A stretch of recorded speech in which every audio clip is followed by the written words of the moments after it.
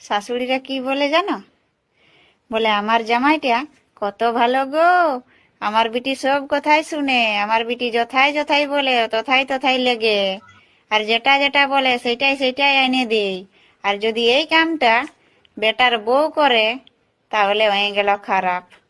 তখন কি বলবে জানো?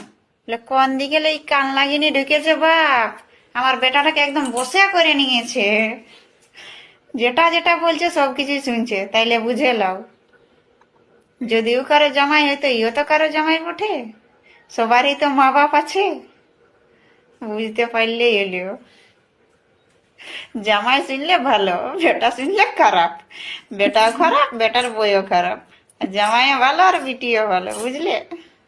এইটাই হচ্ছে নিয়ম। শাশুড়িরা কি বলে জানো?